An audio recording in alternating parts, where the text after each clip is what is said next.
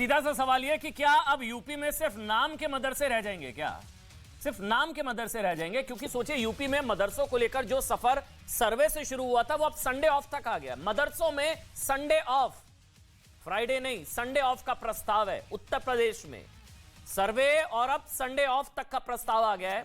मदरसों में अब ड्रेस कोड लागू करने की बात हो रही है। उत्तर प्रदेश में प्रस्ताव है ड्रेस कोड लागू हो, संडे ऑफ हो, ट्रेंड टीचर्स पढ़ाएं, मतलब आधुनिक करिकुलम हो, ट्रेंड टीचर्स हो, क्वालिटी एजुकेशन की बात हो रही है।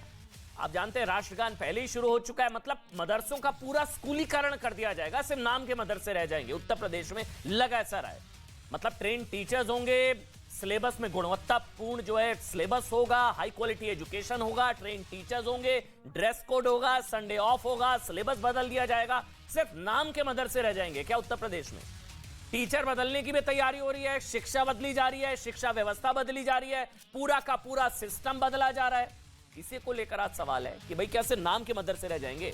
इसके पीछे मदरसों को दरअसल आधुनिक बनाने की कोशिश है या फिर कोई एजेंडा है? ये मदरसों के मेकओवर की कोशिश है या टेक ओवर की कोशिश है? ये विरोध इस चीज का लेकर हो रहा है कि भैया कहीं मदरसों के टेक ओवर की कोशिश तो नहीं है।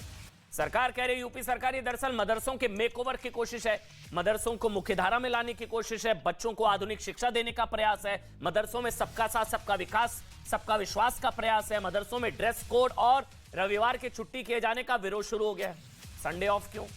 क्योंकि उनका यह तर्क है कि मजहबी शिक्षा के लिए मदरसे बेहद जरूरी है, इसलिए छुट्टी शुक्रवार जुमे के दिन ही होनी चाहिए। योगी आदित्यनाथ सरकार में मंत्री रहे मोहसिन रजा तो यहां तक कह रहे हैं कि मदरसों में अब बच्चे टोपी की बजाय टाई पहनकर आएंगे और इससे बच्चों में मौलाना वाली फीलिंग की बजाय आधुनिक शिक्षा की फीलिंग वो उससे जुड़ पाएंगे। सवाल यह कि जो लोग मदरसों में ड्रेस कोड और रविवार की छुट्टी का विरोध कर रहे हैं, क्या वो मुसलमानों को मुख्य धारा में लाने से रोक रहे हैं? जो बच्चे, मतलब बच्चे पहुंच रहे हैं मून तक, तो ये क्यों रहे महरूम? और क्या फिर ये सब मदरसों में यूनिफॉर्म सिविल कोड का ट्रेलर दिखाने के लिए? मदरसों का सिलेबस चेंज हो चुका है, होने जा रहा है, सर्वे कराना, सिस्टम बदलना, संडे के दिन छुट्टी, अच्छे बदलाव की कोशिश है या फिर बदलाव का ये कोई एजेंडा है? और सवाल ये भी कि मदरसों का ये जो योगी मॉडल है, ये पूरे देश में क्या आना चाहिए, नहीं आना चाहिए? असम में भी कुछ ऐसा ही चल रहा है, उत्तराखंड में चल रहा है, तो राज्यों के स्तर पर चल रहा है। हम लोग सवाल उठा रहे हैं कि अखिल भारतीय स्तर पर यह मॉडल लागू क्या होना चाहिए? अच्छा, ये जो दो तस्वीरें भी इस वक्त आप देख रहे हैं, एक तरफ तो आपको याद होगा बिहार और झारखंड से कुछ खबर आई थी, वहां पर कुछ स्कूलों में शुक्रवार को छुट्टी कर दी गई थी। शुक्रवार के दिन मेन स्ट्रीम स्कूल्स में, सरकारी स्कूलों में खबर आई थी, बिहार झारखंड के कुछ स्कूलों में ये वहां हो रहा था। लेकिन यूपी में सोचिए, मदरसों में रविवार की छुट्टी की तैयारी हो रही है, वहां का प्रस्ताव है। डिबेट शुरू करेंगे। डॉक्टर रिजवान अहमद मेरे साथ हैं, अश्वनी जी मेरे साथ हैं, अश्वनी उपाध्याय मेरे साथ हैं, वरिष्ठ अधिवक्ता हैं सुप्रीम कोर्ट में। अश्वनी जी बहुत बहुत स्वागत। मौलाना साजिद रशीदी जी हैं, मौलाना साजिद रशीदी जी आपका बहुत बहुत, और निखत अब्बास मेरे साथ हैं, आप सबका बहुत बहुत स्वागत। पहले तो आपसे शुरू कर रहा हूं मैं, क्योंकि आप सुप्रीम कोर्ट में वरिष्ठ अधिवक्ता भी हैं। अश्वनी उपाध्याय जी, मैं लीगल सेंटिटी इसकी समझना चाहूंगा, संवैधानिक रूप से इसको समझना चाहूंगा। मजहबी शिक्षा का अधिकार है, यह बार बार दलील दी जाती है, तो फिर ये मेकओवर की कोशिश है या टेक ओवर की कोशिश है? कहीं आगे चल के मदरसे ही ना खत्म कर दे, नाम के तो रह गए हैं, पूरा स्कूलीकरण कर दिया है, ट्रेन टीचर्स आएंगे, संडे वाले दिन ऑफ हो जाएगा, ड्रेस कोड होगा, बचा क्या है फिर? यही मंशा है? अमन जी, मैं आपने महत्वपूर्ण सवाल पूछा है, इसलिए मैं 2 मिनट आपका चाहूंगा। अच्छा, भारत के संविधान का लक्ष्य है भारत में राम राज्य स्थापित करना, और राम राज्य का मतलब क्या है? सरकारें ऐसी नीतियां बनाए जिससे धर्म की जय हो, ऐसा कानून बनाए अधर्म का नाश हो, ऐसी शिक्षा व्यवस्था लागू करे प्राणियों में सद्भावना हो, और इस तरीके के रूल्स रेगुलेशन फ्रेम करे कि सबका साथ सबका विकास हो। बेसिकली जो संविधान का लक्ष्य है वो राम राज्य है, धर्म की जय हो, अधर्म का नाश हो, प्राणियों में सद्भावना हो, सबका साथ सबका विकास हो।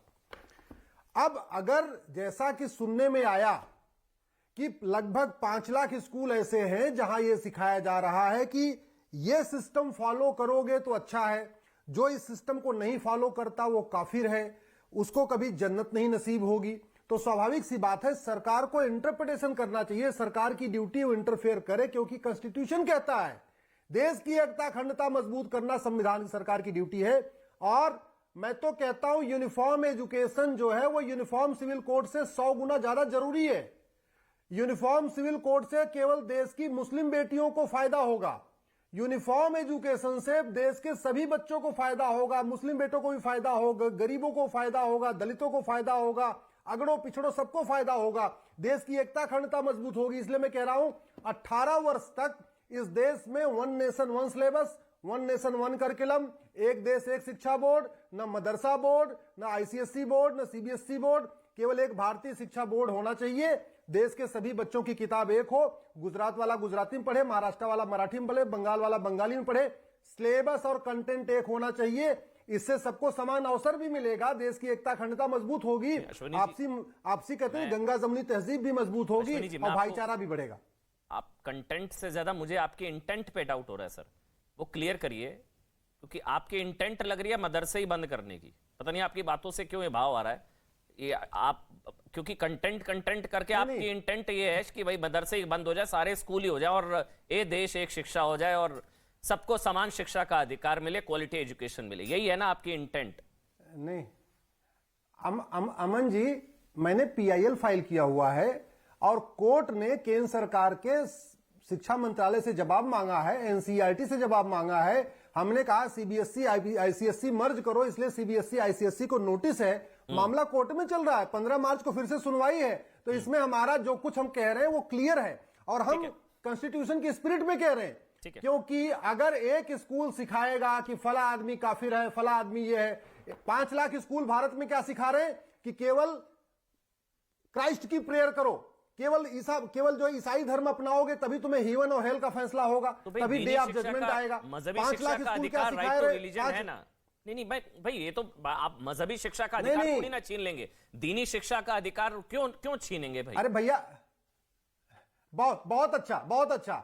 जैसे राइट टू रिलीजन है, राइट टू कन्वर्जन नहीं, रीतियों का अधिकार है, कुरीतियों का नहीं, प्रथा का अधिकार है, कुप्रथा का नहीं, धर्म का है, धर्मांतरण का नहीं, वैसे धार्मिक शिक्षा का अधिकार है, नफरत की शिक्षा का नहीं, नफरत फैलाने का नहीं, कि जो ये काम करे वो तो ईमान वाला, जो इसको ना करे वो नापाक, जो ये करेगा तो पाक, करिकुलम चेंज कर दीजिए ना, सिलेबस चेंज कर दीजिए, नहीं मदरसे ही बंद कर दें, करिकुलम चेंज हो जाए, वो करिकुलम चेंज, क्वालिटी एजुकेशन हो, ट्रेन टीचर पढ़ाए।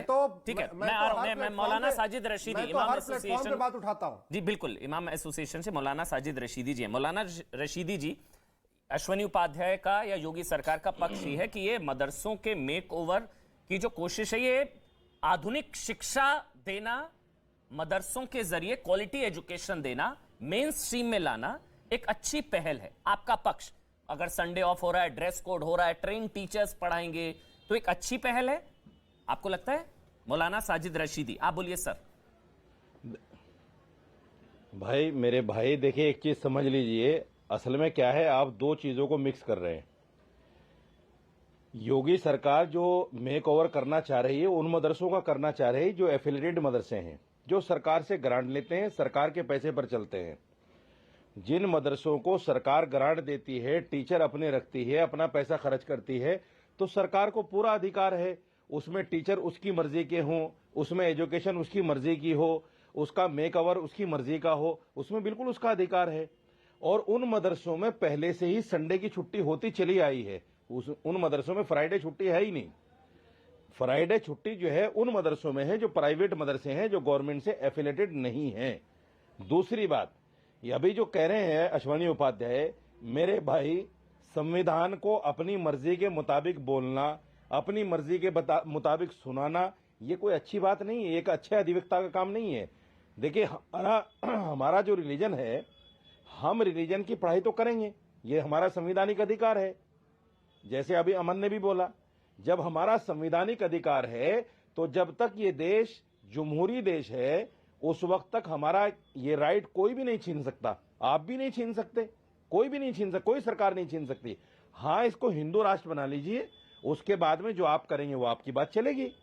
ये पार्लियामेंट से कानून पास करवाइए कि साहब यहाँ कुरान की तालीम नहीं हो सकती, यहाँ जो है मोहम्मद सल्लल्लाहु अलैहि वसल्लम की हदीसें नहीं पढ़ाई जा सकती, पार्लियामेंट से पास करा दीजिए इसको। टीवी पर बैठकर लंबी लंबी बातें करना, टीवी पर बैठकर सिर्फ हिंदुओं को खुश करना, ये अच्छी बात नहीं है। अश्वनी उपाध्याय जी, आपने तो पीआईएल हर मामले पर डाल रखी है, बोर्ड पर आपने डाल रखी है, पर्सनल बोर्ड पर आपने डाल रखी है, मुस्लिम एजुकेशन पर आपने डाल रखी है, मुसलमान कैसा होना चाहिए उस पर आपने डाल रखी है, टोपी होनी चाहिए कि नहीं होनी चाहिए उस पर आपने डाल रखी है। आपका तो काम ही यही है। अब सवाल ये है कि कोर्ट जो है उसको तय करेगा। ठीक है, आपने एक सवाल आप पूछा सिर्फ कि यहाँ टीवी पर बैठकर सरकारी अनुदान प्राप्त मदरसों में अगर ये चीज हो रही है तो आप उसके साथ हैं, वो अच्छी चीज है, वो सरकार का हक है, वो कर सकती है क्योंकि अनुदान मिल रहा है, एड मिल रहा है गवर्नमेंट से। भाई, एक मिनट आ रहा हूँ, बिल्कुल बिल्कुल, ठीक है, एक मिनट। लेकिन अगर वो बच्चे जहां अनुदान नहीं मिल रहा, वो बच्चे क्यों महरूम रहे इन चीजों से, क्वालिटी एजुकेशन से, ट्रेन टीचर्स से? वो चीजें तो उनको भी मिलनी चाहिए ना रशीदी जी। अमन भाई, जो प्राइवेट मदरसे हैं, जो गवर्नमेंट से ऐड नहीं लेते, गवर्नमेंट उसमें हस्तक्षेप नहीं कर सकती मेरे भाई। हम चाहेंगे टीचर लेना, हम चाहेंगे उसमें दूसरी तालीम देना, तभी तो चाहेगी ना गवर्नमेंट। गवर्नमेंट जबरदस्ती तो नहीं करेगी। अच्छा, ऐसा कोई कानून नहीं है, ऐसा कोई लॉ नहीं है, ऐसा कोई संविधान नहीं है। सरकार अच्छा चाह रही है, नियत तो हमारे सही जो है। 4% बच्चे, सुनिए जी हाँ बोलिए। अरे मेरे भाई, जो हमारे 4% बच्चे, ठीक है, सुनिए, जो हमारे 4% बच्चे जो हमारी जरूरत है, जो कुरान पढ़ते हैं, हदीस पढ़ते हैं, हमें मस्जिदों में इमाम चाहिए, मदरसों में कुरान पढ़ाने वाले हाफिज कारी चाहिए, मस्जिदों में अजान देने वाले मुअज्जिन चाहिए, वो हमारे इन 4% बच्चों से ही तो मिलते हैं। ये हमारा संवैधानिक अधिकार है अमन भाई। लेकिन इसमें आप रशीदी इसको जी नहीं मैं छीन एक सकते, चीज, न सरकार मैं छीन एक सकती चीज, है। मैं एक जब तक ये देश संविधान से चलेगा, हमारे अधिकार को नहीं छीना जा सकता। रशीदी, मैं फैक्चुअल एक चीज क्लियर कर देता हूं। जब सर्वे हुआ, 7.5 से 8,000 गैर मान्यता प्राप्त मदरसे सामने आए, गैर मान्यता प्राप्त। फिर हुआ, चाहे सरकारी अनुदान वाले, चाहे जो अनुदान नहीं लेते वो भी, वो रजिस्ट्रेशन कराएंगे। सर्वे के बाद रजिस्ट्रेशन की प्रक्रिया, और जो जो रजिस्ट्रेशन कराएंगे रशीदी जी, उन सब में ये लागू करने का प्रस्ताव है। मैं ये क्लियर कर रहा हूं आपको, ये ऐसा नहीं है कि जो प्राइवेट है उसमें नहीं है, ये सब में लागू करने का आप प्रस्ताव गलत है। कह रहे हैं। अच्छा, मैं एक आप मिनट आ रहा गलत कह रहे हूं। हैं। नहीं, मैं सर, आप जानते हैं, अमन भाई, मैं एक सुनिए, मिनट आप में आगे गलत बढ़ कह जाऊं। रहे हैं। रशीदी जी, आप आगे मुझे ठीक कर दीजिएगा, पैनल बहुत बड़ा है, सोमैया राणा भी जुड़ गई है नहीं, समाजवादी मुझे पार्टी 30 से। सेकंड पहले डॉक्टर रिजवान अहमद, 30 सेकंड दीजिए। अच्छा चलिए, आप 30 सेकंड गलत आप बातों बोलिए को कोड मत कीजिए। बोलिए। मेरी भी सरकार से बात हुई है, अच्छा, मेरी भी सरकार से बात हुई है, गलत बातों को कोड मत कीजिए आप। चलिए ठीक है। सरकार का ऐसा कोई इरादा नहीं है कि प्राइवेट मदरसों में हस्तक्षेप करे। डॉक्टर रिजवान अहमद, कि जो प्राइवेट मदरसे हैं वहां पर अगर दीनी तालीम दी जा रही है, डॉक्टर रिजवान अहमद, तो वहां पर हस्तक्षेप नहीं, आप जो अनुदान ले रहे हैं उनमें करते रहिए। जी हाँ, जय हिंद, वंदे मातरम। जल्दी जल्दी 2-3 बातें बोलूंगा। अश्वनी भाई ने जो बात बोली, सुनने में वो अच्छी है, लेकिन अभी हमारा भारत हिंदी को पूरे देश में लागू नहीं कर पाया है, और गौ मांस का सेवन ना किया जाए, ये भी हम पूरे भारत में लागू नहीं कर पाए हैं। तो जो अश्वनी भाई बोल रहे हैं कि पूरे भारत की एक एजुकेशन हो, ये महत्वाकांक्षा है, वो बोल रहे हैं, वो सोच रहे हैं, वो उनका मैं सम्मान करता हूं, लेकिन ऐसा दूर दूर तक होने नहीं जा रहा है, जो इतिहास बताता है। पहली चीज। अब मैं आता हूं जो रशीदी भाई ने बात बोली। देखिए, कहावत सुनी होगी ना, चौबे चले छब्बे बनने, दूबे बन के लौटे, या एक सियाना कौआ डैश खाए, नाम नहीं लूंगा। असल में ये लोग फंस गए हैं। कौन? जो मदरसा चलाते हैं। इन लोगों ने जो मदरसे में शुरू से, आज से नहीं, पहले से जो कहा, अरे भाई मदरसे में तो मॉडर्न एजुकेशन है, मदरसे तो इंजीनियर बन रहे हैं, डॉक्टर बन रहे हैं, साइंटिस्ट बन रहे हैं, ये हमारे गए फंस। इन्हें, इनकी जगह अगर मैं होता ना आज से 30 साल पहले, तो मैं जानते गवर्नमेंट से क्या कहता, भैया हमारे 1% बच्चों को अल्लाह की दीन की तालीम लेने दो। हमें यार ना इंजीनियर बनना है, ना डॉक्टर बनना है, हमें तो मौलवी बनना है, हाफिज बनना है, कारी पढ़ना है। हमें मॉडर्न एजुकेशन से मतलब नहीं है भैया, हमें माफ कर दो, और हम ये पढ़ा रहे हैं, ये तुम देख लो। अगर ये कहते तो शायद आज ये बच गए होते। अब मदरसे में जब आप तो, हम लोग तो 10 बार बैठे हैं, साहब मदरसे से तो इंजीनियर बन रहे हैं, डॉक्टर बन रहे हैं, आईएएस बन रहे हैं, आईपीएस बन रहे हैं, तो आदमी कहता है लो, फिर काहे को फ्राइडे की छुट्टी, फिर काहे को ऊंचा पजामा, फिर काहे को कुर्ता, फिर काहे को टोपी, फिर दूसरा आदमी ये ज्ञान दे देता है, तो ये उल्टे पांव पीछे भागते हैं। अरे मदरसा मुल्ला बनाने के लिए है, मुंशी बनाने के लिए है, हाफिज, मौलवी, कामिल, फाजिल। 12 साल आदमी के इसी में निकल जाते हैं। तुम इंजीनियर डॉक्टर यार कहां से बनोगे? पहली चीज तो पहले तय कर लो कि मदरसे में बनाना क्या है। अब रशीदी भाई ने बोला कि 4%। फिर दूसरी बात अमन भाई, हम मुसलमान ये तय करें कि क्या हमें 4% मौलाना अपने बीच में चाहिए? 4% जानते हैं कितना होता है? हर 24 मुसलमान के बाद एक मौलाना, यानी हर 24 मुसलमान पर एक मौलाना। क्या हमें चाहिए? क्या हिंदू को हर 24 हिंदू पे एक पंडा चाहिए? जवाब है नहीं चाहिए। 4% सुनने में कम लगता है, लेकिन ये बहुत ज्यादा है, नहीं होना चाहिए। और आखिरी बात, नहीं चाह रहे तो साहब ने थोपेंगे कहा थोड़ी भाई ना। प्राइवेट तो हम डॉक्टर चाहे रिजवान जो एक मिनट, पढ़ाएं। डॉक्टर रिजवान एक मिनट, उस साजिद रशीदी जो कह रहे हैं थोपेंगे थोड़ी ना, जब नहीं चाहिए। वो कह रहे हैं जब 4% दीनी शिक्षा लेना चाह रहे हैं, वो मौलवी और ये सब वो धर्म को आगे बढ़ाने का काम करना चाह रहे हैं, तो थोपेंगे थोड़ी ना। वो तो कह रहे हैं हाँ भाई हम वो करना चाह रहे हैं। ठीक, एक मिनट, नहीं जबरदस्ती नहीं कह थोड़ी रहे, ना थोपेंगे। नहीं कह रहे। पिछले एक मिनट अमन भाई खत्म करने दीजिए। हाँ, प्लीज प्लीज। पिछले 1 साल के डिबेट उठा के देख लीजिए। 1 साल के, अरे इंजीनियर बनाना है, डॉक्टर बनाना है, साइंटिस्ट बनाना है, 1 साल के डिबेट उठा के देख लो। पहले तो तय कर लो बनाना क्या है, इंजीनियर डॉक्टर बनाना है या मौलवी बनाना है। और आखिरी बात जो 4% वाली मैंने बात करी, आपने कह दिया कि साहब जो ग्रांट नहीं ले रहे वो कुछ भी करें। अरे भाई कैसे कुछ करें? पूरी दुनिया में मदरसों का सीधा सीधा तालमेल आतंकवाद से रहा है। क्या अश्वनी उपाध्याय को यह अधिकार नहीं है जानने का कि मदरसे में तुम क्या पढ़ा रहे हो? गवर्नमेंट एड हो या गवर्नमेंट एड ना हो, मदरसे डिस्ट्रिक्ट मजिस्ट्रेट के अधीन होने चाहिए और उसका सिलेबस सरकार तय करेगी, मौलाना रशीदी नहीं तय करेंगे। अमन भाई मैं जवाब दे दूं जरा। एक मिनट रशीदी भाई, सबका कमेंट ले लेता हूं एक बार। ओपनिंग स्टेटमेंट सबका, उसके बाद मैं आपके पास आऊंगा रशीदी जी। पहले निकत अब्बास, फिर समैया राणा जी समाजवादी पार्टी से। निकत, अब आप बोलिए। निकत अब्बास बताइए भाई, उन्होंने मौलाना साजिद रशीदी ने बोला 4% अगर मदरसों में जा रहे हैं, दीनी तालीम ले रहे हैं, तो आप क्यों थोपना चाह रहे हैं आधुनिकता, क्यों थोपना चाह रहे हैं ज्ञान, क्यों ये सब थोपना चाह रहे हैं? नहीं चाहिए भाई, वो अभी उन्होंने कहा है डिबेट में। बताइए आप निकत, जबरदस्ती क्यों थोपना? बिल्कुल बिल्कुल अमन जी, मैं नहीं साजिद भाई को ये बात समझना पड़ेगा अमन जी कि कोई किसी चीज को जबरदस्ती नहीं थोपना चाह रहा। बहुत छोटी सी बात हुई है, इस पे इतना ये लोग तिलमिला क्यों जाते हैं? यही तो कहा गया है कि फ्राइडे की जगह संडे को छुट्टी दे दीजिए। दूसरी बात ये कही गई है कि यूनिफॉर्मिटी ले आइए। अब यूनिफॉर्म में ऐसा तो कहा नहीं गया है कि नहीं आप पग पहन कर आएंगे, आप भगवाधारी कपड़े पहन कर आएंगे, आप स्कर्ट और जीन्स या टॉप पहन कर आए। यूनिफॉर्मिटी, आप हिजाब और सूट रख लीजिए, या पल्लू सर पर, महिला जो लड़कियां हैं उनके लिए सलवार कमीज रख लीजिए, जो लड़की हैं उनके लिए कुर्ता पजामा, एक यूनिफॉर्म कलर का, ब्राउन ब्लू जो कलर आपको सहूलियत लगे, एक आप यूनिफॉर्मिटी उसके लिए सेट कर दीजिए। मुझे नहीं पता कि इस वजह से साजिद भाई को क्यों दिक्कत आ रही है। दूसरा, अगर हम फ्राइडे की बात कर रहे हैं कि फ्राइडे की जगह संडे को छुट्टी दे देनी चाहिए, तो इसमें 2 फायदे हैं बच्चों के। साजिद भाई का क्लियरली कोई फायदा नहीं है, पर बच्चों के फायदे ये हैं कि तमाम कम्युनिटीज के बच्चे जो नॉर्मल स्कूल्स में जाते हैं, मॉडर्न एजुकेशन लेते हैं, वो मंडे टू सैटरडे स्कूल जाते हैं।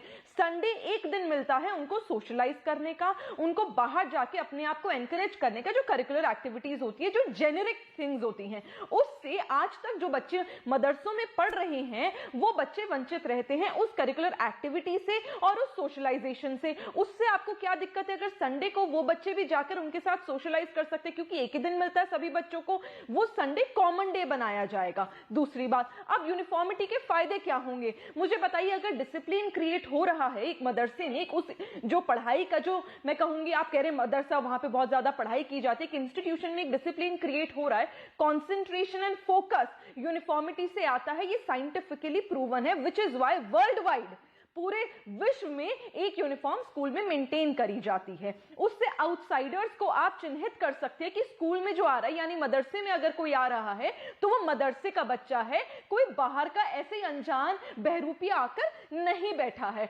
दूसरा, इक्वालिटी जो बच्चों को बचपन से सिखानी चाहिए, वो उसका एक सेंस आप बच्चों को अपने आप सिखाना, बच्चे सीख जाते हैं कि यूनिफॉर्मिटी है, माने सब एक समान है, ना कोई अमीर है ना कोई गरीब है। तभी हम मॉडर्न स्कूल्स में, जिन स्कूल से आप और मैं भी पढ़े हैं अमन भाई, उन स्कूल्स में हम एक यूनिफॉर्मिटी का पालन करते हुए आए। तो वही बेसिक चीजें मदरसे में आप लोग लाने से क्यों कतरा रहे हैं? तीसरी बात, पढ़ाई में यहां पर कब कहा गया कि आप कुरान शरीफ मत पढ़ाइए या फिर आप दीनी तालीम मत लीजिए? ये कहा गया है कि आप सीबीएसई की जो बुक्स हैं उनको भी इनकलकेट करके आगे उसकी भी शिक्षा दीजिए। आप मत भेजिए स्कूल, अगर आपको नहीं भेजना, आपको लगता है वहां पे इसमें जो फैक्ट है, जो साजिद रशीदी बता रहे हैं, मौलाना रशीदी जो बता रहे हैं, इसमें इस वक्त जो शायद उत्तर प्रदेश में कुल 16 साढ़े 16 हजार के आसपास मदरसे, जिसमें से 560 को ही सरकारी अनुदान मिलता है, 560 के आसपास, 500 साढ़े 500 होंगे आसपास। सर्वे हुआ तो 8000 गैर मान्यता प्राप्त निकले। तो ये जो पूरी कवायद है, मैं अश्वनी उपाध्याय से समझूंगा कि ये सिर्फ 560 के लिए, बाकी सब ऐसे ही चलते रहेंगे जिनको अनुदान नहीं मिलता, क्या ऐसा है? लेकिन पहले सोमैया राणा जी का एक टेक। सोमैया राणा जी, आप बताइए, क्या योगी सरकार, जो यूपी सरकार का जो प्रस्ताव है मदरसा बोर्ड में, क्या वो स्वागत योग्य है कि संडे ऑफ हो, ट्रेंड एजुकेशन हो, क्वालिटी एजुकेशन हो, ट्रेन टीचर्स हो, ड्रेस कोड हो, मतलब मदरसों का स्कूलीकरण? सोमैया जी। देखिए अमन चोपड़ा जी, जिस तरीके की जो पोर्ट्रे किया जा रहा है कि मदरसों में यूनिफॉर्म होगी, मदरसे में छुट्टी फ्राइडे के बजाय संडे होगी और टीचर्स को मैटरनिटी लीव मिलेगी जी, इसमें और तमाम चीजें हैं, सिलेबस में सुधार होगा, अगर इन्हीं सिर्फ सब चीजों पे बात हो रही है तो मुझे नहीं लगता कि इसमें कोई बुराई है बहुत ज्यादा। क्योंकि मेरी बच्ची मिशनरी स्कूल लखनऊ में पढ़ती थी, मुझे लगता था उसको दीनी तालीम मिलनी चाहिए, मैंने हैदराबाद भेजा, मेरे पास यहाँ पे लखनऊ में कोई ऑप्शन नहीं था। तो अगर कोई ऐसा ऑप्शन हमारे पास आसपास हो जाए तो मुझे लगता है उसमें कोई बुराई नहीं है। लेकिन मसला यहाँ पर यह है कि पैटर्न आप चेंज कर सकते हैं लेकिन सिलेबस चेंज नहीं कर सकते, क्योंकि मदरसे का, यूं तो मदरसे का मतलब ही है कि जहाँ पे आप तालीम गाह है, जहाँ पे आप तालीम ले सके, स्कूल को ही मदरसा कहते हैं। तो वहां पे हर तरीके की तालीम होनी चाहिए। अगर वहां पे हिंदी पढ़ाई जा रही है, वहां पे इंग्लिश पढ़ाई जा रही है, वहां पे तमाम और वो सब्जेक्ट्स जो हमारे और बच्चे मदरसे के बाहर के इंस्टीट्यूशंस में सीखते हैं वो सारे सीख रहे हैं, उसमें कोई बुराई नहीं है। लेकिन मदरसे का जो बेसिक कॉन्सेप्ट है वो है दीनी तालीम, शरीयत को बताना, कुरान सिखाना, हिफ्ज कराना और आलिम और फाजिल तैयार करना, वहां से मुफ्ती बनते हैं वहां से, वो सारी चीजों को भी बहुत जरूरी है क्योंकि मदरसे में जाके ही ये सारी चीजें पॉसिबल हैं। और मुझे लगता है कि मुसलमानों में खासकर इन सारी बेसिक चीजों को बहुत ज्यादा अहमियत दी जाती है और ये बहुत ज्यादा जरूरी भी है। हाँ, जिंदगी गुजारने के लिए ये बात सही है, जीने के लिए दुनियावी तालीम जरूरी है, चाहे इंजीनियर हो, डॉक्टर हो, वकील हो, कुछ जो भी और दुनिया की चीजें हैं उस स्ट्रीम में साथ में बढ़ने के लिए, अपनी रोजी रोटी को कमाने के लिए, अपने आप को एक एक्टिव लाइफ बनाने के लिए जो दुनियावी तालीम है उसमें होनी चाहिए। लेकिन पैटर्न ऑफ एजुकेशन चेंज कर सकते हैं, सिलेबस चेंज नहीं किया जा सकता। मतलब दीनी तालीम के साथ साथ क्वालिटी एजुकेशन भी हो, दीनी तालीम बंद तो कोई नहीं कर रहा, दीनी तालीम के साथ साथ क्वालिटी एजुकेशन भी हो। लेकिन जितने भी मान्यता प्राप्त मदरसे जो रजिस्टर्ड हैं, जिनका रजिस्ट्रेशन अब हो रहा है सर्वे के बाद, सब में ये लागू होगा। मैं अश्वनी उपाध्याय से क्लियर करूंगा, मौलाना रशीदी के पास भी चलेंगे। छोटा सा ब्रेक के बाद तुरंत हाजिर होंगे। छोटा सा ब्रेक ले रहा हूं।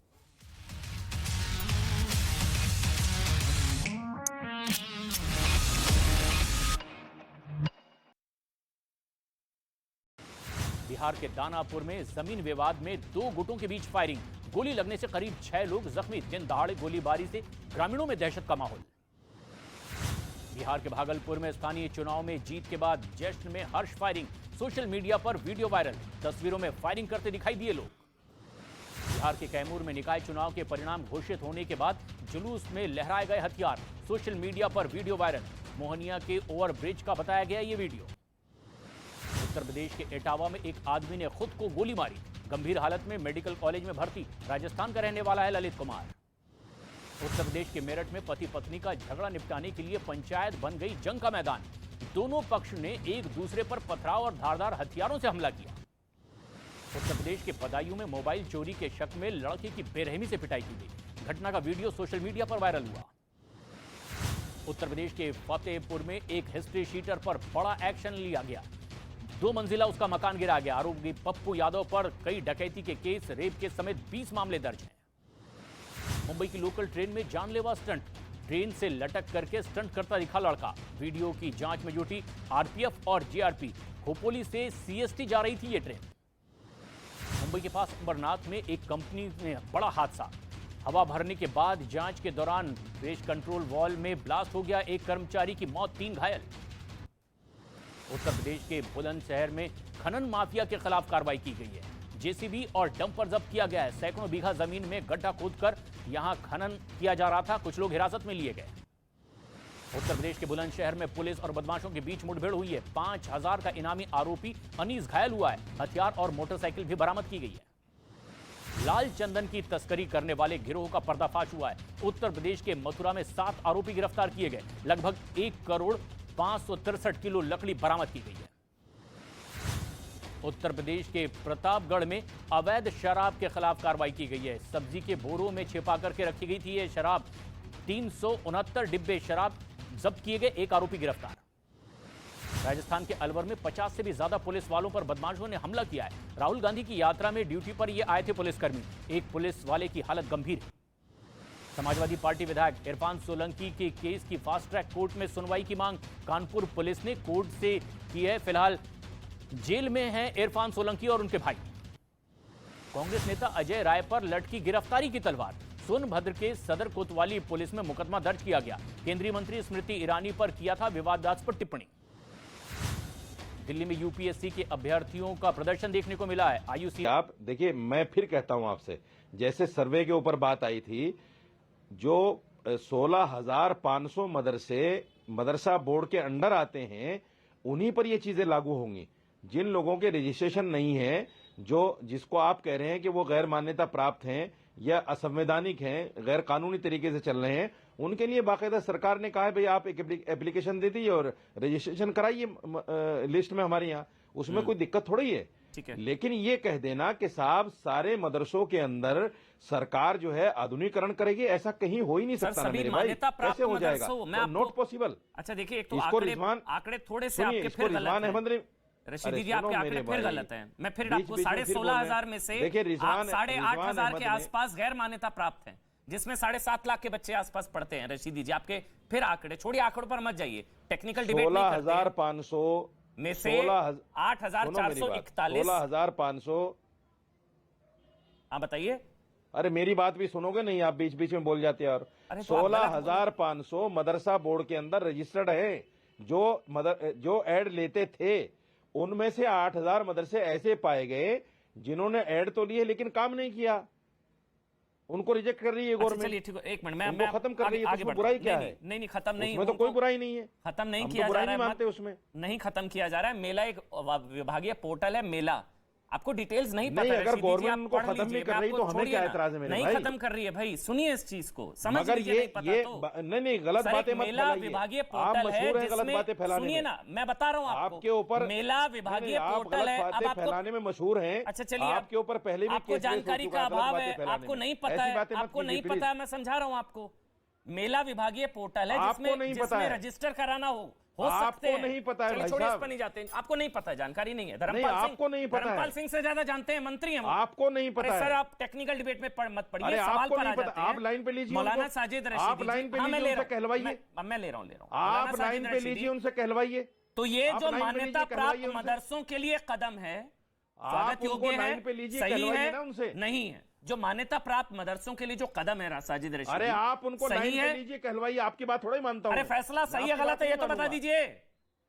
आप उनको लाइन पे लेके कहलवाइए। सही है गलत है ये तो बता दीजिए। आप उनको लाइन पे लीजिए और कहलवाइए। प्रस्ताव सही है गलत है ये तो बता दीजिए। इतना घबराते क्यों हैं आप लोग? थोड़ा ही मानूंगा मैं। अच्छा मत मानिए, मैं कह रहा हूं जो प्रस्ताव है वो सही है नहीं है। झूठी न्यूज फैलाने में माहिर है। अरे मौलाना साजिद रशीदी का टट्टा तो नहीं फैला रहा। आपकी बात को थोड़ा ही माना जाएगा। छोड़िए, मैं कह रहा हूं मोतबर पत्रकार नहीं है मेरी नजर में। अरे आप थोड़ी ना सर्टिफिकेट देंगे। आप होते कौन है भाई? मोतबर पत्रकार नहीं है। आप बांटिए, मौलानाओं को सर्टिफिकेट बांटिए भाई। झूठी न्यूज आप मौलाना मौलवियों का सर्टिफिकेट बांटिए। छोड़िए, अब मौलाना साजिद रशीदी सीधा पॉइंट पर आ रहा हूं। अगर आप जवाब देना चाहते हैं तो ऑडियो बंद। अगर आप जवाब देना चाहते हैं रशीदी जी, मैं फिर आपके पास आ रहा हूं, फिर मैं अश्विनी जी आपके पास आऊंगा इस सवाल के साथ। सोमैया जी ने कहा अच्छा कदम, निखत ने कहा अच्छा कदम। मैं आपसे पूछ रहा हूं रशीदी जी, ये जो प्रस्ताव है सभी मान्यता प्राप्त मदरसों के लिए जो प्रस्ताव है, ये सही है या नहीं है? ड्रेस कोड, क्वालिटी एजुकेशन और संडे ऑफ, ये जो प्राइवेट मदरसों में हम प्राइवेट मदरसों में मॉडर्नाइजेशन नहीं चाहते। हम प्राइवेट मदरसों में सिर्फ कुरान की और हदीस की तालीम चाहते हैं। कोई भी इस अधिकार को हमारे छीन नहीं सकता, सरकार कोई भी हो। मैं आपके चैनल पे कह रहा हूं दावे के साथ, कोई नहीं छीन सकता हमारे इस अधिकार को। यह हमारा संवैधानिक अधिकार है, कोई नहीं छीन सकता इसको, हमारे अधिकार को। अमन भाई, आप झूठी खबरें फैलाइए, हमें उससे कोई लेना देना नहीं है। बोलिए अश्विनी उपाध्याय। डॉक्टर रिजवान अहमद आ रहा हूं, मुझे पता है डॉक्टर रिजवान अहमद उनको फैक्ट्स की थोड़ी क्लैरिटी नहीं है, इसलिए मैं क्लियर कर रहा था। उनको कोई दिक्कत नहीं है, नहीं पता वो बैठ गए, बता रहा हूं। बोलिए आप अश्विनी उपाध्याय जी। अब आपको नहीं है, अब बस ऑडियो बंद, ऐसे नहीं, आप मेरे नाम बस हो गया।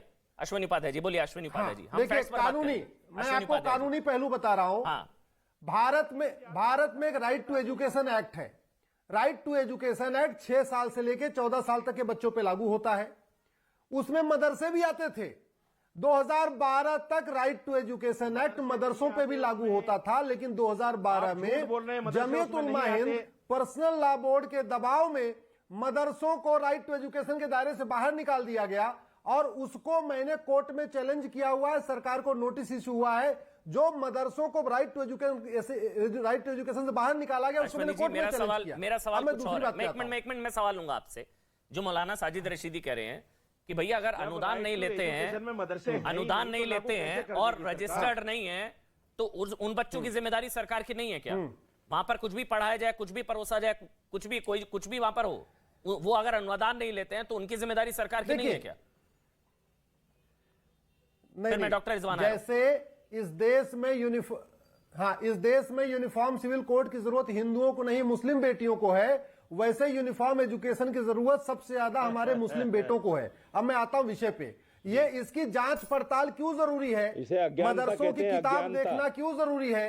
मदरसों की ऑडिट करना क्यों जरूरी है? मदरसों में टीचर क्या पढ़ाता है, टीचर की क्या क्वालिफिकेशन, वो देखना क्यों जरूरी है?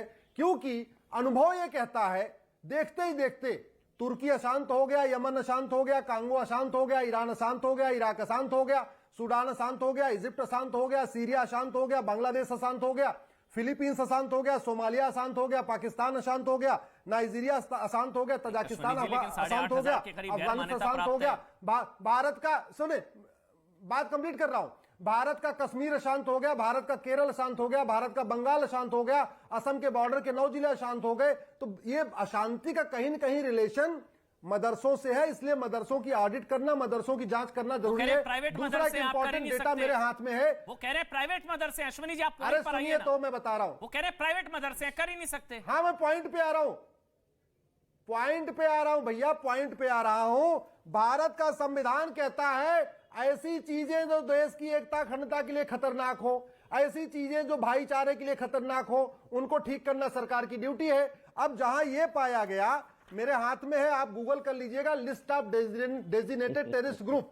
ये दुनिया के 50 आतंकवादी संगठन है जिनको दुनिया के विभिन्न देशों ने बैन किया हुआ है। इन डेजिग्नेटेड टेररिस्ट ग्रुप की लिस्ट आप देख लीजिए, आपको पता चलेगा इनमें नाम क्या क्या है। मैं पढ़ना नहीं चाहता था, लेकिन अबू सयाफ, अल हिजाम, अल क्वेदा, अंसार अल सरिया, अंसार अल इस्लाम, अंसार अब्दुल्ला दीवाना। मेरा ये कहना है वो बार-बार भारत की एकता अखंडता मजबूत हो, देश की एकता अखंडता के लिए इस देश में समान शिक्षा जरूरी है, मदरसों को भी ऑडिट जरूरी है, मदरसों की किताब पब्लिश, भाई मदरसे में क्या पढ़ाते हैं, ये कौन पब्लिशर उनकी किताब छापता है? आप बताइए। मदरसों की किताब पब्लिक डोमेन में क्यों नहीं आती? मदरसे में पढ़ाने वाले जो टीचर हैं उनकी एक मिनिमम क्वालिफिकेशन सेट होनी चाहिए ना। अब ये कहेंगे ना हम फ्राइडे वीकली ऑफ करेंगे, कल को गुरुकुल के लोग कहेंगे हम तो मंगलवार को ऑफ करेंगे, संस्कृत के टीचर कहेंगे हम तो बृहस्पतिवार को वीकली ऑफ करेंगे। ऐसे नहीं होगा भैया, भारत में कानून है, कानून का राज है।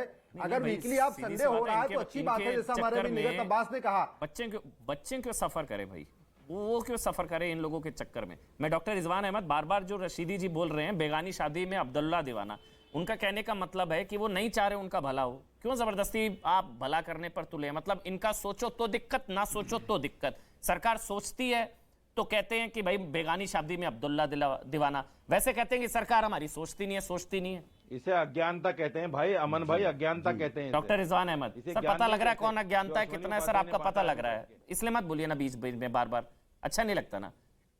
डॉक्टर रिजवान अहमद जी हाँ, अमन भाई 1-1.5 साल से तो हम लोग इस मुद्दे पर बैठ रहे हैं। देखिए, जो मैंने अपनी पहली बाइट में बात बोली थी, रशीदी भाई ने वो बात उगल दी।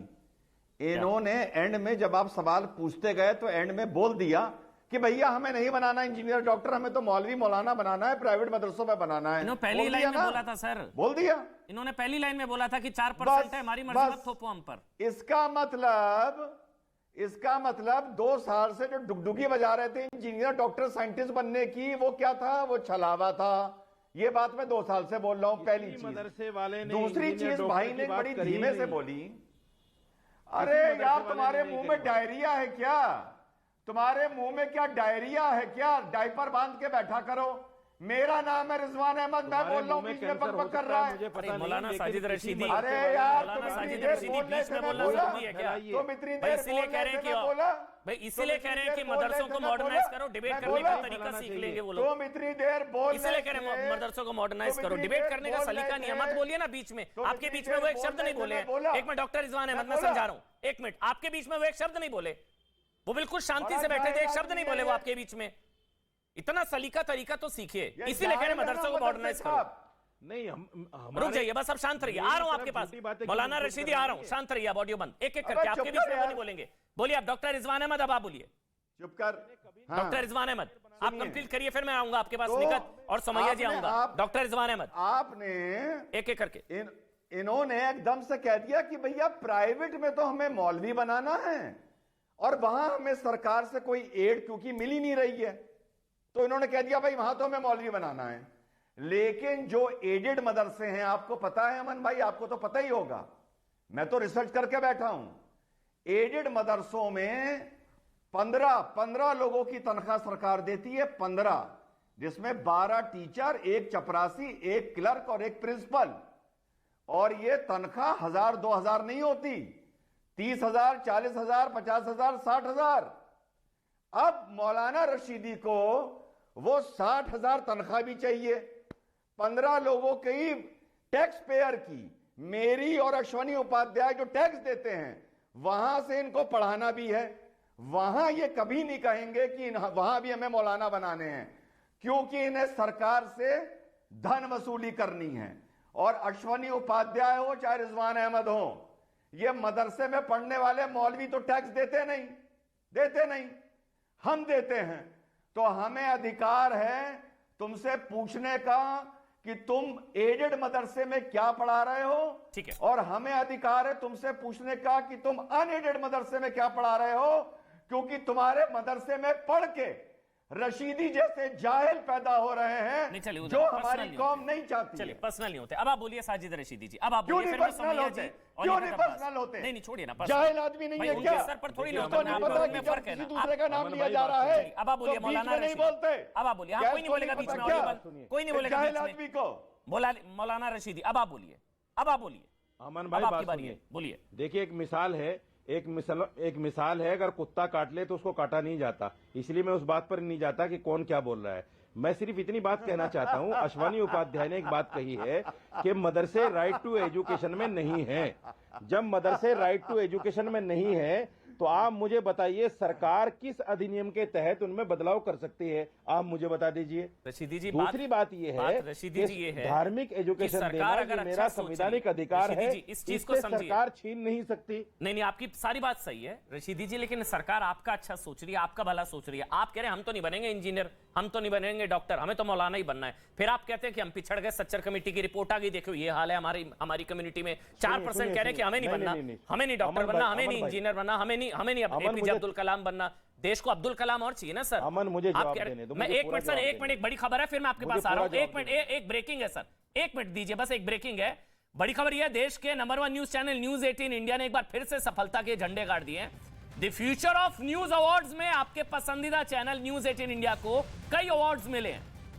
Best coverage of social issues award भी मिला है, ये वो तस्वीरें भी आपके सामने। न्यूज 18 इंडिया के झोली में कई अवार्ड्स।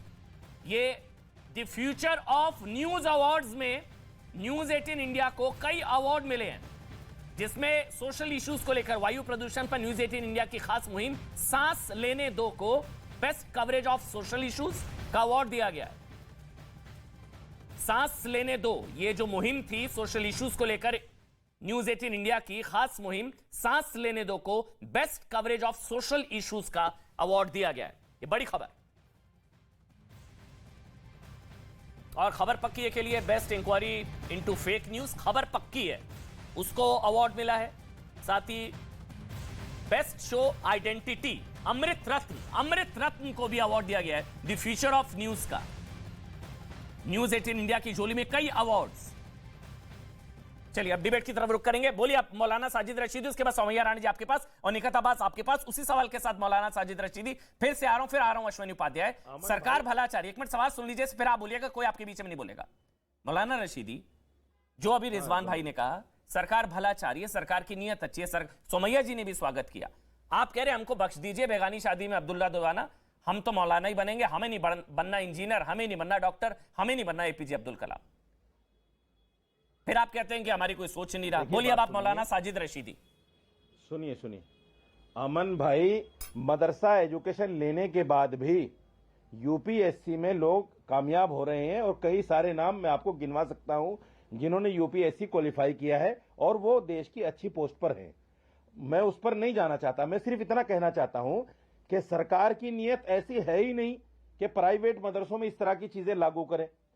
मैं कंफर्म कर चुका हूं इस बात को। दूसरी बात यह है, अगर जब हम सरकार से एक पैसा नहीं मांग रहे हैं, हम नहीं ले रहे हैं प्राइवेट मदरसों में सरकार से पैसा। रिजवान ने जैसे अभी कहा है कि साहब इनको पैसा भी चाहिए, इनको टीचर भी चाहिए, हमें तो नहीं चाहिए। ना हम स्कॉलरशिप लेना चाहते, ना हम आपसे चंदा लेना चाहते, ना हम आपसे टीचर लेना चाहते। हमें तो सिर्फ कुरान पढ़ाना है, हमें तो सिर्फ हदीस पढ़ानी है, हमें मौलवी पैदा करने हैं उन 4% बच्चों में। ये हमारा संवैधानिक अधिकार है। कोई भी आदमी, अश्वनी उपाध्याय नहीं, दुनिया का कोई भी वकील आके पिटीशन डाले, ये हमारा अधिकार संवैधानिक कोई ये बहुत हैरानगी है। आज ये और डिबेट जितने सरकार भी लोग हमें देख इससे रहे वंचित हैं, नहीं कर सकती। ये जितने भी लोग डिबेट देख रहे हैं, डिबेट इस चीज को लेकर है। सरकार कह रही है कि हम, सरकार की एक पहल है कि आप डॉक्टर्स बनिए, इंजीनियर्स बनिए, एपीजे अब्दुल कलाम और आएंगे। ये कह रहे हैं कि नहीं, हमको छोड़ दीजिए, हमें कुरान पढ़ानी है, हमें नहीं बनना डॉक्टर, हमें नहीं, हमारा हमको छोड़ दिए क्योंकि हम पैसे नहीं ले रहे, क्योंकि हम पैसे नहीं ले रहे इसलिए हमको हमारे हाल पर छोड़ दीजिए। फिर कल को उठकर कहेंगे देखिए हम पिछड़ गए, फिर कहेंगे सरकार हमारी पूछ नहीं रही। सोमैया राणा जी, फिर मैं निगत अब्बास आपके पास आ रहा हूं। सोमैया राणा जी, क्या जो सरकारी अनुदान नहीं ले रहे हैं, क्या उन पर भी प्राइवेट मदरसा की भी कम से कम ये मांग होनी चाहिए कि भाई हमारे बच्चों ने क्या गुनाह किया, उनको भी क्वालिटी एजुकेशन दीजिए? क्या मैं गलत कह रहा हूं सोमैया राणा जी? देखिए अमन चोपड़ा जी, 2-3 बातें जो बहुत देर से मैं खामोश बैठी सुन रही थी। यहाँ पे ये टॉपिक चल रहा है कि किस तरीके से मदरसों का आधुनिकीकरण हो और बच्चे उससे फैजियाब हो और एक अच्छी पढ़ी लिखी जनरेशन निकले वहां से। लेकिन यहाँ पर बैठे हुए डॉक्टर सैयद रिजवान और अश्वनी उपाध्याय जी जिस तरीके से मदरसे से पढ़ने वालों के लिए गलत बातें इस्तेमाल कर रहे हैं, मैं रिजवान अहमद सैयद रिजवान साहब से ये पूछना चाहती हूँ, आपने क्या मदरसे में पढ़ाई की है जो आप इतनी देर से डायरिया और डायपर जैसे लफ्ज इस्तेमाल कर रहे हैं? आपके मुंह से ये बातें शोभा नहीं दे रही हैं। आप एक तरफ मदरसे वालों को आप डिफेम कर रहे हैं, पढ़ने वालों को, और भूल गए कि कलाम साहब भी मदरसे से ही पढ़ करके निकले। तो तमाम आज की तारीख में बच्चे जो हैं वो पता नहीं कौन कौन से कंपटीशन क्वालिफाई कर रहे हैं, क्रैक कर रहे हैं। तो मुझे पहली चीज तो ये ऑब्जेक्शन था अमन चोपड़ा जी, जो मैंने आपके चैनल पे दर्ज कर दिया। अब रही बात दूसरी मदरसों की जो आप बात बोल रहे हैं, बिल्कुल जो मदरसे इस वक्त रजिस्टर्ड हैं, गवर्नमेंट उन पर ये सारी चीजें लागू करती है। गवर्नमेंट कोई ऐसे काम नहीं करती है जिससे कुरान और हदीस और शरीयत पे कोई आंच आए। उनकी पढ़ाई अपनी जगह डिस्टर्ब ना हो, साथ में दुनियावी पढ़ाई होती रहे, उससे किसी को कोई गुरेज नहीं है। और जब एक मॉडल तैयार होगा कि ये 16,500 जो मदरसे हैं, रजिस्टर्ड जितने भी मदरसे हैं, वो इस तरीके के एक मॉडल बन करके सामने आते हैं, तो यकीनी तौर पर ये जो मदरसे जो रजिस्टर्ड नहीं है, उन लोगों को भी ये होगा कि भाई इस तरीके की पढ़ाई होनी चाहिए। और अगर उन्हें नहीं होगा तो कम से कम अभिभावक जो मेरा नाम लिया है, 30 सेकंड चाहिए जी। आ रहा हूं डॉक्टर रिजवान। बिल्कुल एग्जैक्टली अमन, मेरा नाम लिया है, 30 सेकंड एक मिनट डॉक्टर रिजवान। हाँ चलिए डॉक्टर रिजवान आप बोल लीजिए, फिर मैं निकट आ रहा हूं आपके पास। बोलिए डॉक्टर रिजवान। ऐसा है सोमिया जी, ऐसा है सोमिया जी कि हम जब पढ़े लिखे वकीलों के सामने मदरसे छाप आके हमारे बोलने के टर्न पर जब बोलते हैं तो उनसे इसी तरह बात करना हमें कोर्ट में सिखाया गया है। पहली चीज तो बेटा हमको आप बच्चा ज्ञान मत दो, पहली बात। और दूसरी बात, दूसरे को फिर बीच में बोला, अच्छा नहीं ना, बस फिर कोई जाहिल बोला, फिर कोई जाहिल बोला। नहीं जाहिल वाहिल कुछ नहीं। दूसरी बात, हाँ बोलिए। दूसरी बात अमन भाई जी बोलिए। अभी सोमिया जी ने हमें ज्ञान दिया कि मदरसे से लोग, ये लोग देखो कंफ्यूज्ड हैं। वो कह रहे हैं हमें मौलाना बनाना है, सोमिया जी कह रही हैं इंजीनियर डॉक्टर बन रहे हैं। सोमिया जी आपके बच्चा है, आजकल बच्चे मॉडर्न एजुकेशन लेते हैं, कोचिंग करते हैं, कोटा जाते हैं, एक साल ड्रॉप करके पढ़ते हैं, तब जाके इंजीनियर डॉक्टर बनते हैं। सोमिया राणा बहन, आप अपने बच्चे को इंजीनियर डॉक्टर भी बनाएंगी, कामिल भी बनाएंगी, फासिल भी बनाएंगी, मौलवी भी बनाएंगी, आलिम भी बनाएंगी। ये बच्चा आपका कौन से ग्रह का है भाई? धरती का तो हो नहीं सकता क्या मंगल ग्रह से आया है क्या आपका बच्चा नहीं, वो जो तो कह सारे रही है- काम एक साथ कर लेगा? नहीं डॉक्टर रिजवान, वो तो कह रही है क्वालिटी एजुकेशन के पक्ष में है वो। ये रशीदी जी कह रहे हैं कि हमको मत पढ़ाओ भाई, हमें अरे मौलवी तो फिर बनना है। मदरसे में फिर दीनी तालीम नहीं हो पाएगी। वो तो रशीदी जी कह अगर रहे हैं, इनको नहीं मदरसे में पढ़ना। आप क्वालिटी इनको एजुकेशन पढ़ने दोगे, लिखने से एलर्जी है, ये कह अगर रहे हैं हमको मत मदरसे में पढ़ाओ। नहीं, एक मिनट निकट अमन भाई, अब्बास। अगर आप मदरसे में क्वालिटी एजुकेशन दोगे हाँ। तो आप मदरसे में दीनी तालीम नहीं दे सकते। प्राइवेट मदरसा में वो समझिए कह आप रहे हैं, बात प्राइवेट को। मदरसा में बेगानी शादी में अब्दुल्ला दीवाना कह रहे हैं भाई प्राइवेट मदरसा है मत दीजिए, क्यों घुसिए, क्यों थोप रहे हैं, वो कह रहे हैं मत सोचो उनका, क्यों सोच रही है सरकार मुसलमान बच्चों का, वो ये कह रहे हैं बार बार, क्यों थोप रहे हैं, उनको नहीं पढ़ना। वो कह रहे हैं 4% को मौलवी बनना है, मौलाना बनना है, मत पढ़ाओ, नहीं बनना डॉक्टर इंजीनियर। डॉक्टर बनाएंगे।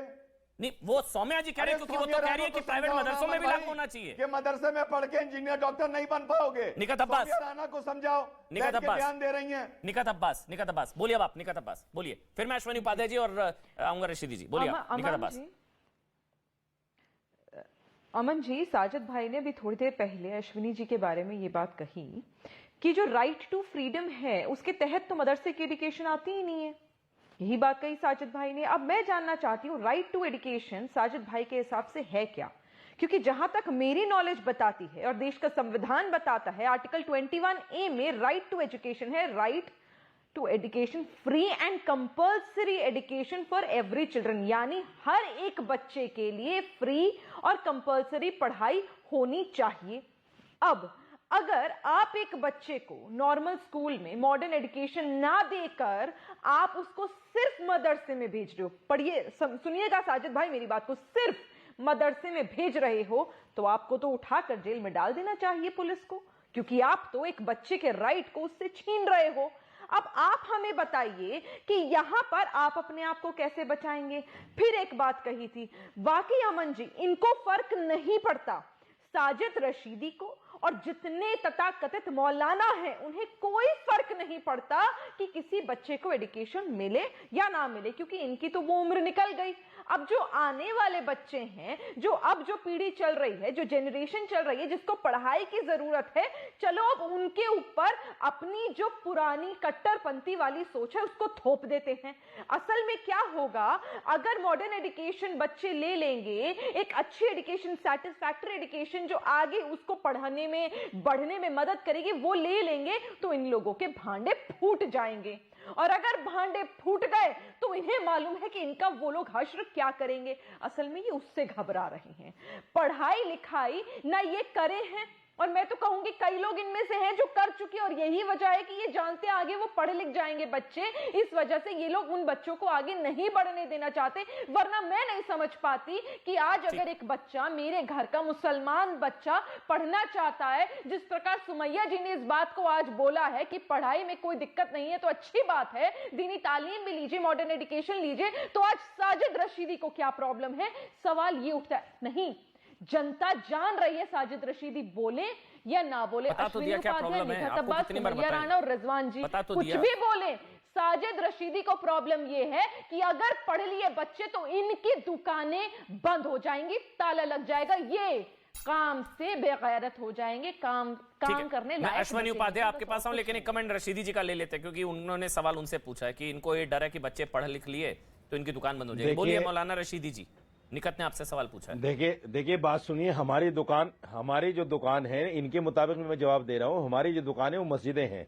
इनको ये पता नहीं कि मुसलमान चाहे इंजीनियर बन जाए, फिलासफर बन जाए, साइंटिस्ट बन जाए, कुछ भी बन जाए, नमाज पढ़ने मेरे ही पीछे आएगा, मेरी दुकान बंद नहीं हो सकती। इनको तो यही पता नहीं कि मेरी दुकान क्या है।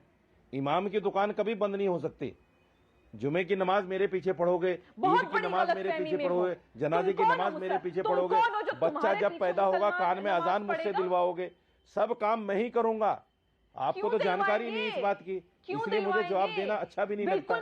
आपको तो जो भी बोलना है तो बोलना है बीजेपी के हाथ में। बैठे हो मस्जिद में दुकान खोलकर मत बैठो, और मस्जिद में दुकान खोलने वालों के पीछे नमाज पढ़ने जिन लोगों को अकल नहीं होती वो इस तरह की बेतुकी बातें करते हैं। आपको ज्ञान चाहिए बात करने के लिए, डॉक्टर रिजवान आ रहा हूं। मोहतरमा ज्ञान चाहिए बात करने के लिए।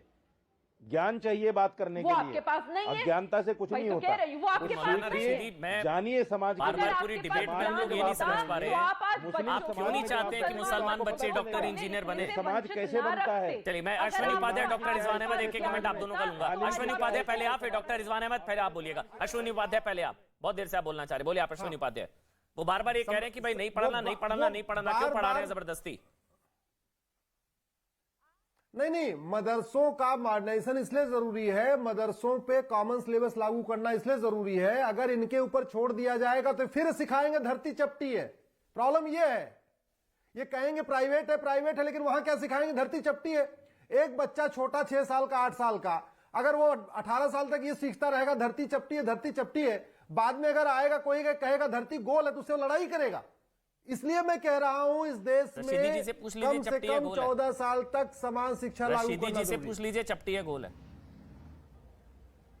रशीदी जी वो बताएं वो क्या पढ़ाएंगे अपने अमन, वाले एक चीज मदरसे बता में? देता हूं मैं। अमन, एक बताएं, बात सुनिए। पब्लिकली बताएं कि अमन सुनिए, मैं एक बात बोल देता हूं, सुनिए मेरी बात। अश्वनी जी सुनिए, जब तक मेरा देश संविधान से चलेगा, किसी के बाप की ताकत नहीं मुझसे कुरान पढ़ाने का अधिकार छीन ले, अरे कौन छीन रहा मुझसे है? हदीस पढ़ाने का अधिकार अच्छा, आप छीन क्या ले। सिखाओगे? जब तक मेरा देश कौन संविधान छीन से आप रहा है? चलेगा। धरती चपटी सिखाओगे, साजिद धरती रशीदी गोल के बाप में सिखाओगे। ताकत चपटी नहीं है है। गोल है पूछ रहे थे डॉक्टर रिजवान अहमद। 20 सेकंड में ताकत नहीं, मैं बोल रहा हूं, doctor Rizwan Ahmad, doctor Rizwan Ahmad 20 second, संविधान से डॉक्टर रिजवान अहमद जल्दी से। किसी के बाप में ताकत नहीं ऑडियो है कि बंद। मुझसे कुरान डॉक्टर रिजवान पढ़ाने का अहमद, अधिकार छीन ले। डॉक्टर रिजवान अहमद, बाकी सबका ऑडियो बंद। बोलिए आप डॉक्टर रिजवान अहमद। डॉक्टर अमन रिजवान भाई, अहमद। वैसे एक मूल बात बताऊं, बस 15 एक तो seconds। बड़ी अच्छी बात बोल दी उन्होंने कि दुकान हमारी मस्जिद है, तो भैया मस्जिद में जाके ईशा की नमाज पढ़ाओ, डिबेट में दुकान काहे चला रहे हो? पहली बात ये तो हराम है, मकरूह है। और दूसरी बात, सबसे महत्वपूर्ण बात, आज के जो 4% लोग मदरसे में मुसलमान सर पढ़ रहे चलिए, हैं, शुक्रिया सर, समय का वो अभाव। इस बहुत तरह बहुत शुक्रिया आप मुसीबत- सबका। एक